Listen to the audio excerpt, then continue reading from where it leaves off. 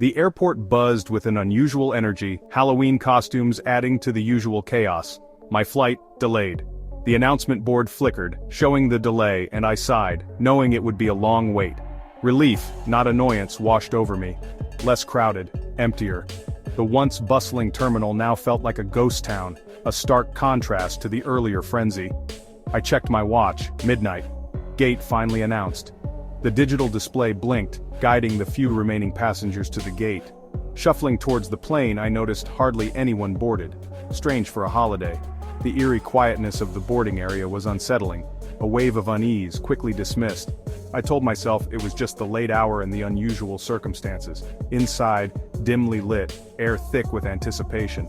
The mood lighting cast long shadows, adding to the surreal atmosphere. I chose a secluded seat, far back, away from the few other passengers. Exhaustion pulled at me. The solitude was comforting, a small respite from the day's chaos. I drifted off, the drone of the inactive engines a lullaby. The hum of the cabin, combined with my fatigue, quickly lulled me into a deep sleep, unaware of the journey ahead. A jolt. I woke up disoriented, still on the ground. The hum of the engines was absent, replaced by an eerie silence. I glanced around, trying to make sense of my surroundings. The dim cabin lights cast long shadows, making everything seem surreal. The pilot's voice crackled through the intercom. Mechanical issues, overnight delay. His tone was calm, almost too calm, as if he was trying to mask the gravity of the situation. I could hear the frustration in the murmurs around me.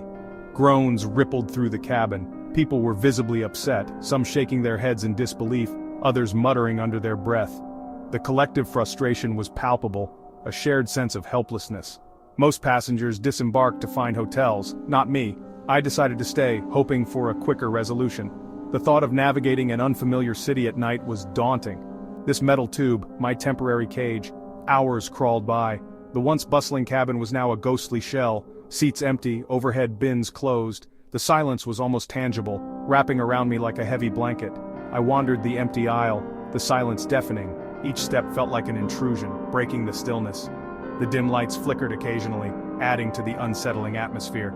Each footstep echoed, amplified in the stillness. It was as if the plane itself was alive, breathing in the silence, waiting. A shiver ran down my spine, the temperature seemed to drop, or maybe it was just my imagination. The eerie quiet was getting to me, making every sound seem louder, every shadow more menacing. Back in my seat, I tried to read. Impossible. The words blurred together, my mind unable to focus. The silence was too loud, drowning out my thoughts. The silence, too heavy, pressing down, suffocating. It felt like the plane was holding its breath, waiting for something to happen. I closed my eyes, hoping for sleep, but the eerie silence kept me wide awake, trapped in this metal cage.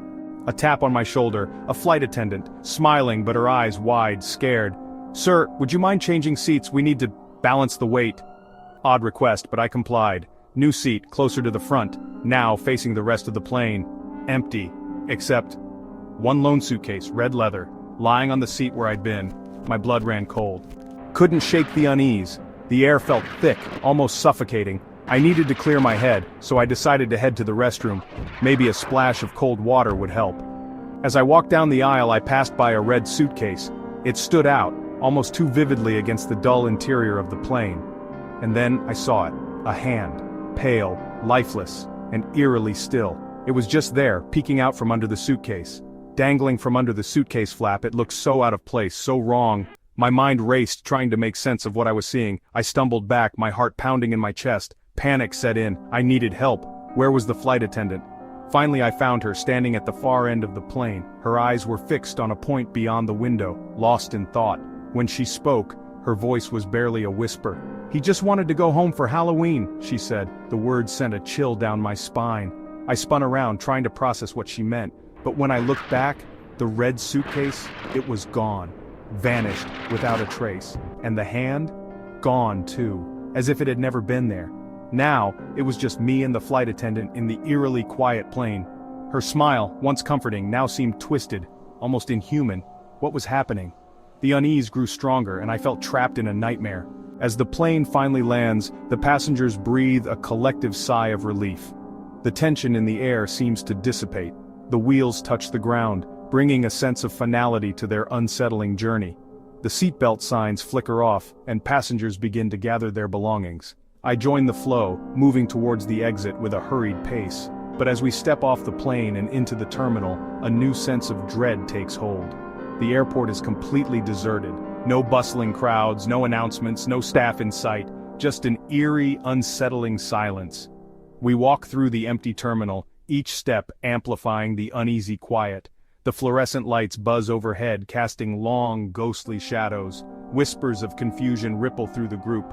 Phones are pulled out, but there's no signal. Panic begins to set in once more as we realize our chilling experience is far from over. I glance back at the plane, now a dark silhouette against the terminal lights. The flight attendant, with her twisted smile, stands at the doorway, watching us with an unnerving calm. A sense of foreboding fills the air. What happened here? Where is everyone? And most importantly, what are we supposed to do now? As we move further into the terminal, the feeling of being watched grows stronger. The nightmare isn't over, it's just beginning. And then, out of the corner of my eye, I see it. A shadow darting past a storefront. I turn to look, but it's gone. The unsettling realization sinks in. Whatever is happening, we're not alone. The eerie silence continues as we walk through the empty terminal, each step bringing us closer to a chilling discovery. To be continued.